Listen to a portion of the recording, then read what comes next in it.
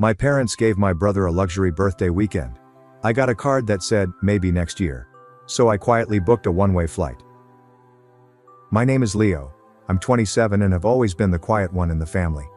Not in a shy, shrinking violet way, but as someone who learned early on that speaking up often resulted in an eye roll, a dismissive laugh, or a, "don't be so sensitive," from my mother. It wasn't always this way.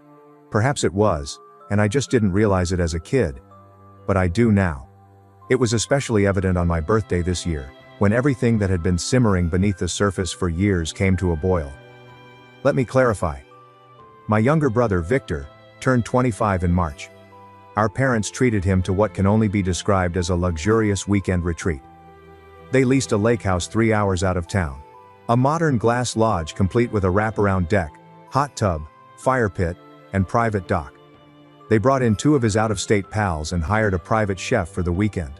The photographs were shared all over Facebook. My mom captioned the photos, "So proud of our baby boy. Celebrating Victor in style. He deserves the world." There were group photos of them drinking champagne, fishing, playing poker, and laughing around a campfire. One photo featured Victor with the message, "A king deserves a castle."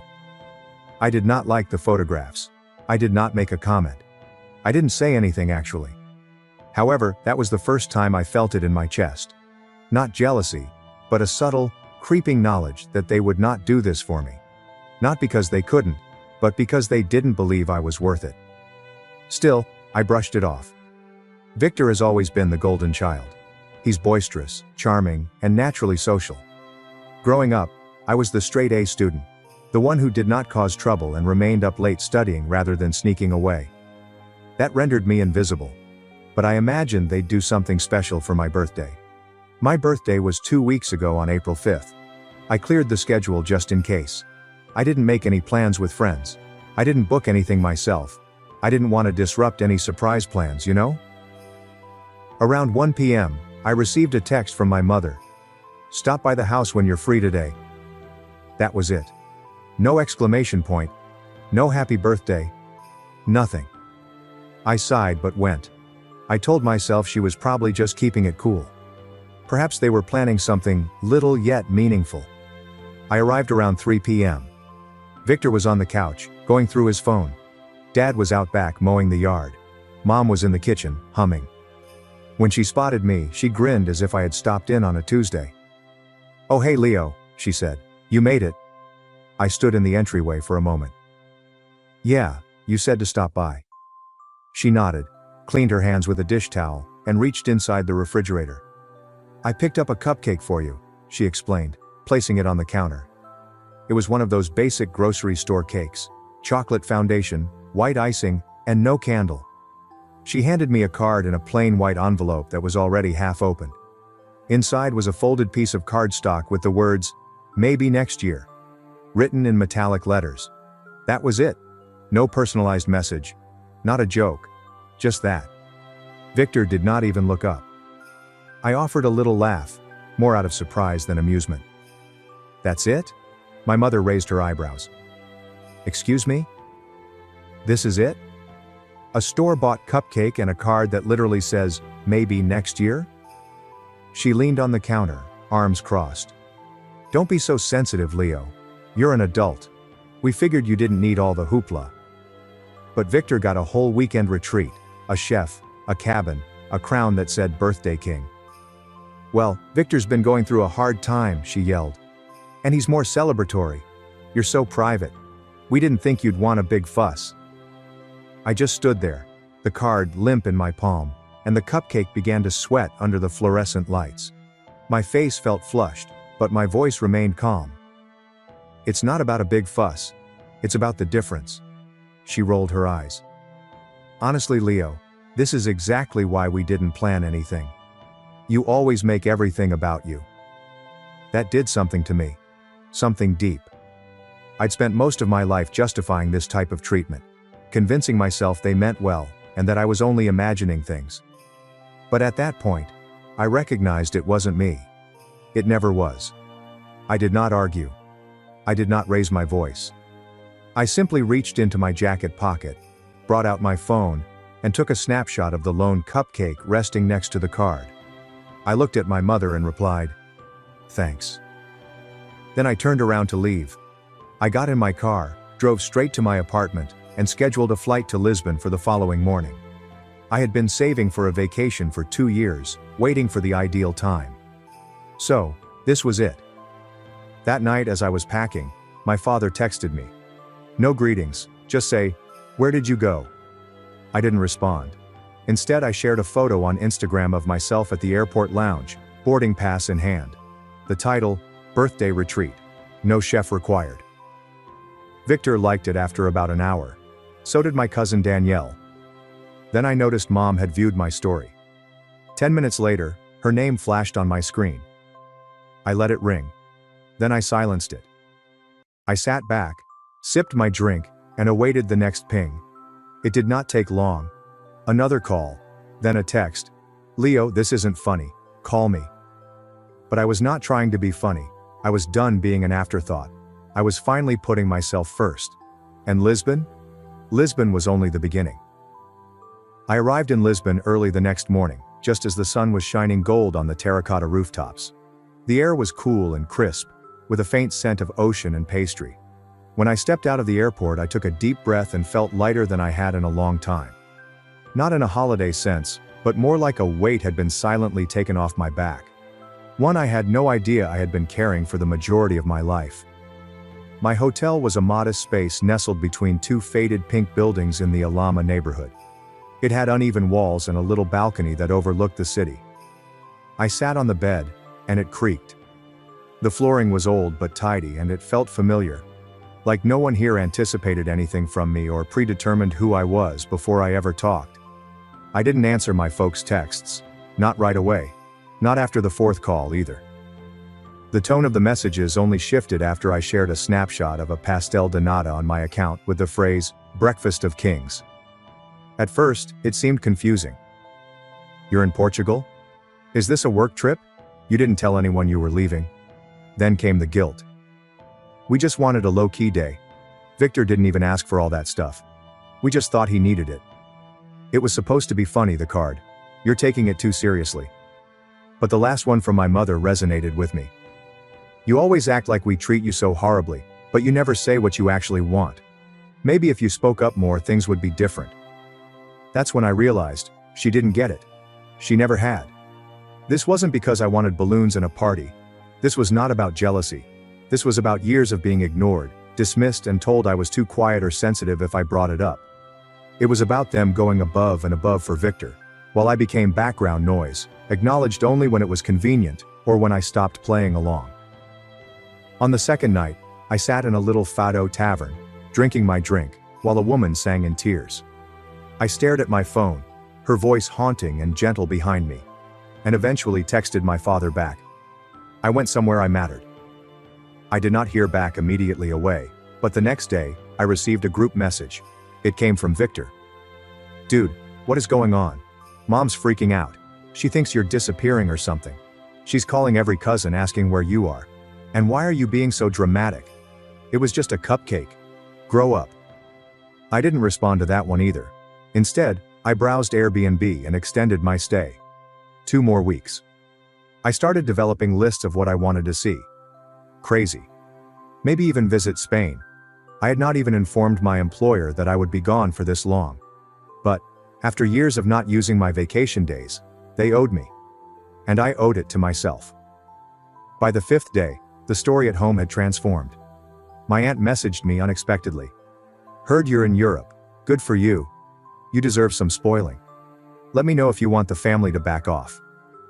Then I received another message from my older cousin Greg, whom I hadn't seen in years. "Bro, I remember your 18th birthday. You got a card and a handshake. Victor got a car at 18. Just saying, you're not crazy." I stared at it for a time. I was not crazy. I was not overreacting. I had grown accustomed to being treated as an afterthought, so when I pushed back, everyone acted as if I had lost my mind. But here's the thing about space. It gives you perspective. And as I wandered through cobblestone alleyways and watched sunsets over the Tejo River, I began to realize that perhaps I was never the problem. They didn't like it when I quit performing my role. By the 7th day, Things at home had reached a new level of chaos. My mother had shared a cryptic statement on Facebook. When your children vanish on you without a word, you start to wonder if the world is upside down. It received nearly 60 comments. A few relatives responded with, "Hope everything is fine," or "Message me." One even tagged me. I did not respond. Instead, I shared a photo of myself at a cafe in Belém, wearing sunglasses and smiling. Caption: "Sometimes the best birthday gift is peace." Not 5 minutes later, my phone rang. Mom again. I ignored it. Then a message arrived, this time not from my parents, nor from Victor. It was from my father's work email. "Leo, please call me, this is getting out of hand." I sat back. Why would he text me from work? Then, almost shortly after, another communication arrived from my boss. "Hey, your mom called the office looking for you, said it was urgent. Everything is all right?" My hands got cold. They weren't simply panicking, they were escalating. People who had no business being involved in this. And I realized it wasn't just about my birthday anymore. This was about control. About how they'd always kept an eye on me, defined me, and boxed me in. And how suddenly, when I stepped outside their bounds, they tried to drag me back like a stray dog. I took a deep breath, my heart beating, and typed one last message. "You didn't worry when I was at your house holding a cupcake alone. Don't start worrying now. I'm fine. I'm just not coming back the same." And I intended it. Because the old version of me, the one who tolerated the silence, minimizing, and guilt trips disguised as jokes, was not on this trip. He stayed at home, next to the sad cupcake on the kitchen counter. But what about the version of me who was sipping cappuccino under the Lisbon sun? He was only getting started. And the second thing I did was make it very apparent that I was no longer seeking their consent. The next morning I awoke to a dozen missed calls. 2 from my father, 3 from my mother, and 1 from Victor. The rest are unrecognizable numerals. Probably my mother phoning from multiple phones. Or worse, the family she had drawn into the turmoil. But I didn't care. I was done being the obedient son who always kept the peace. The person who said, "It's fine," when it obviously wasn't. I wasn't going to repeat the same scenario in which I arrived, was overlooked, and then had to apologize.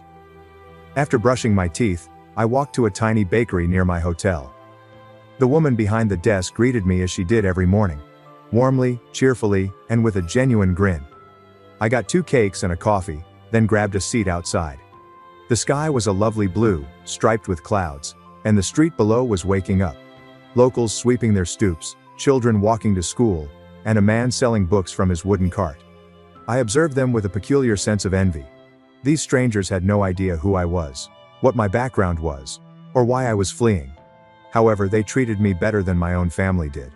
And the revelation hit me harder than I anticipated. That afternoon, I tried something I had never done before. I switched my phone off. Totally off. Not silent. Not set to do not disturb. I turned it off and left it in the hotel room. Then I wandered for hours through twisting alleys and open plazas, past historic churches and bright murals. I got lost in Barro Alto, and wandered into a small gallery where a man painted pictures from his dreams. He stated I had sad eyes and strong shoulders. I laughed and told him it was perhaps the most truthful thing anyone had said to me this year. I didn't think of my mother, my father, the cupcake, or Victor's lake house vacation. Instead, I thought about myself. Who I was before I had to shrink to fit into the place they gave me. That night, I purchased a journal. First page I wrote, "You are not selfish for choosing yourself." Second page. They only call it overreacting when they don't like the reaction. On the third sheet, I documented all of the times I was shoved to the side.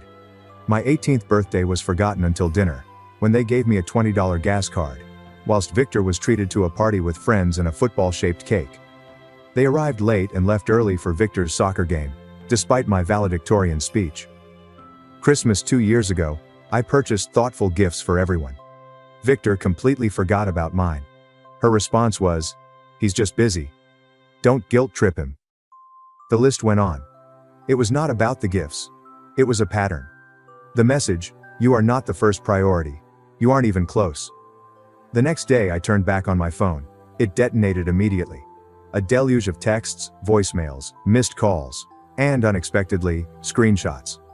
Someone had obviously spotted my Instagram post and shared it in the broader family group chat. Now uncles and aunts were chiming in. Some were sympathetic. Leo, I had no idea. That post broke my heart. You always were so quiet. Maybe too quiet. I wish I'd said something. Others, not so much. Running off and airing dirty laundry on social media? Not the adult thing to do, so dramatic. Everyone gets a cupcake birthday once in a while. Then came the one that sent everything over the edge. My mother had emailed a photo of my empty childhood bedroom. The furniture was rearranged. The bed was gone. My books are boxed up. My workstation has been replaced with a treadmill. She captioned it, "Didn't think you were coming back. Figured we'd use the space." There is no, "I love you," no, "Come home when you're ready," and no apology. Just that. They treated me as if I were a nuisance that they were glad to get rid of. I sat there staring at the television, teeth clenched, heart pounding. And something inside of me flipped. Not sad, not anger, but something colder and clearer. Resolve. I took a deep breath and responded with a single message. You don't have to make space for me. I've already found mine. And then I did something they never expected me to do. I logged into my bank account. I'd been discreetly saving for years. While Victor wandered from job to job, relying on my parents whenever rent was due, I established something tangible. Investments, a thriving side business, and a six-figure safety net. And now I was going to use it, not only for plane tickets and croissants, but for something more substantial. A few phone calls, paperwork, and a leap of faith. By the end of the week, I had signed the lease for a little flat in the heart of Lisbon.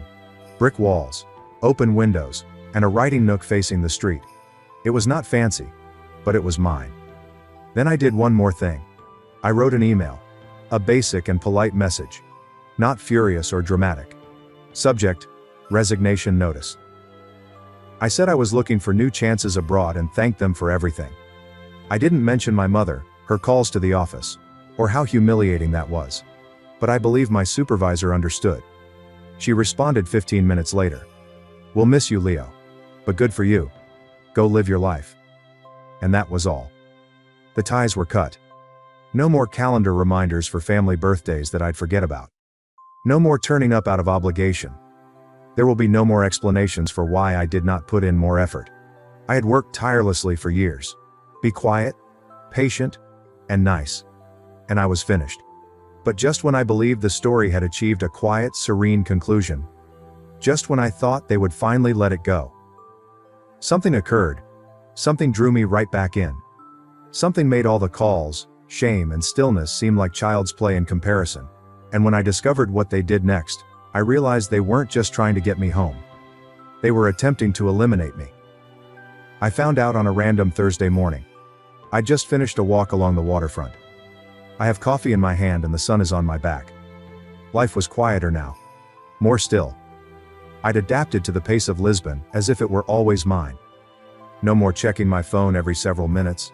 No more jumping at the sound of a buzz or pondering what kind of guilt trip would follow. I had learnt to dwell in the space between breaths, to sit silently without needing to fill it. But that morning, I received an email from Jason, an old college acquaintance. We hadn't spoken in almost a year, but I remembered him being friendly with Victor once. The topic line was short. Saw this. Thought you should know. The email contained simply one sentence. Your brother posted this. I sent a screenshot of Victor's Facebook post. The caption reads, Family isn't about who runs off when things get hard. It's about who stays. I'm proud to be here helping Mom and Dad rebuild after Leo's betrayal. There was a photograph underneath it. My old room. Overpainted with a sterile beige. The bookshelves were cleared. My college diploma, which had hung on the far wall for years, was gone. In its place was a framed photograph of Victor shaking hands with a local business owner. The caption under the image read, New beginnings. The comments were far worse. Aunt Marissa's greeting. So proud of you for stepping up. Leo always was different. Shamey, my cousin's wife. Couldn't just talk to the family. Vanishing like that. Immature. And then the kicker, from my own mother. Sometimes the prodigal son doesn't return. But the son who stays builds the future. My hands become numb. I read the sentence 5, 6, and 7 times. They weren't simply deleting me from the room, they were altering the story. Suddenly, I wasn't the calm, steady one who maintained the peace. I was the son who ran. The one who left them behind.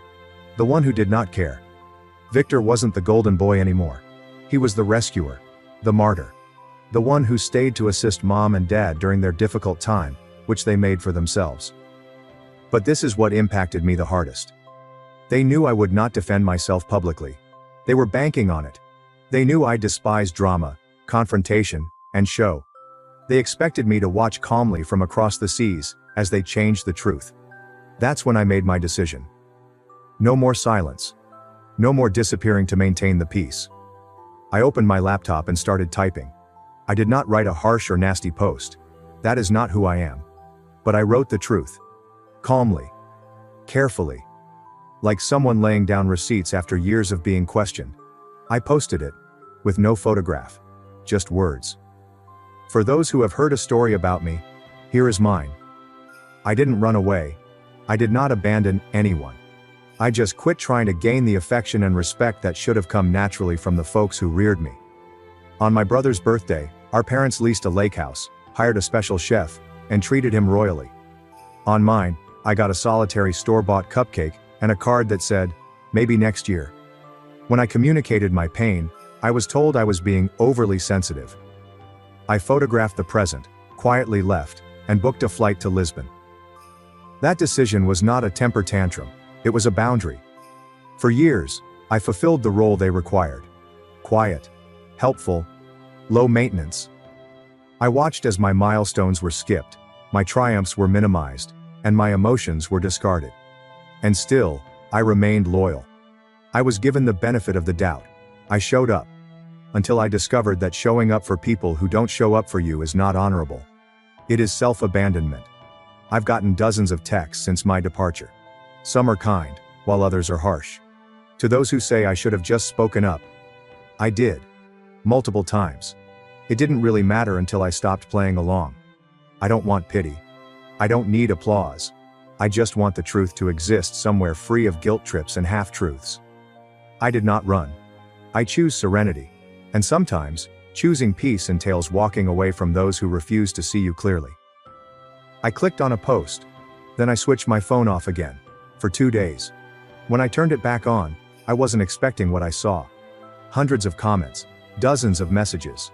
My tale has been spread, screenshotted, and reposted. People, friends, distant relatives, and even strangers were joining in. This hit me hard. I've been the background sibling too. Thank you for saying what so many of us can't.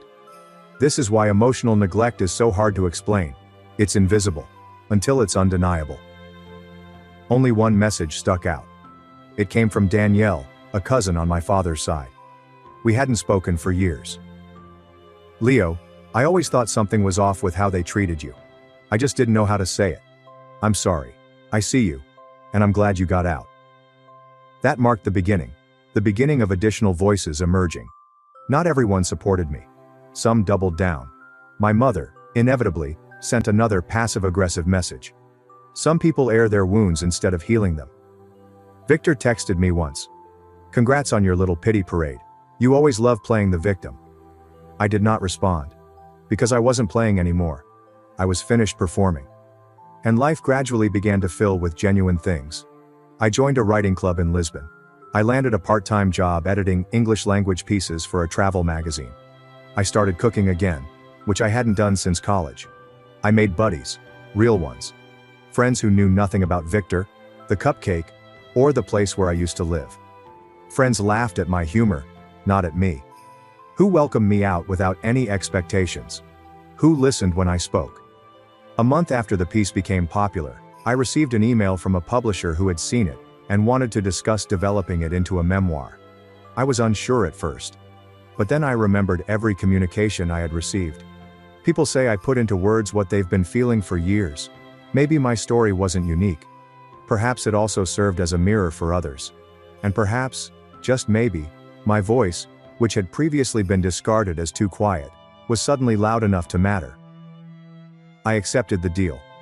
A year later my book was released in 11 countries. Maybe next year, choosing yourself when they never did. The dedication page stated simply, "For the kids with cupcakes and cards who kept waiting for next year. Your peace doesn't need their permission." My parents never communicated again. Victor did it once. They sent me a screenshot of the book cover and said, "Hope the attention was worth it." I didn't respond, because it was never about getting attention, it was about the truth. And when truth is said clearly, it echoes in ways that silence cannot. So, here I am. I live in a sunny apartment on a quiet Lisbon street. Writing, laughing, loving, not too loud, not perfect, but totally. Finally, and when April 5th comes around every year, I don't wait for a text. I get myself the largest, fluffiest cupcake in the bakery, with candles and sprinkles, and a handmade message nestled below it that states, "You're worth celebrating. This year, every year." And for the first time in my life, I actually believe it.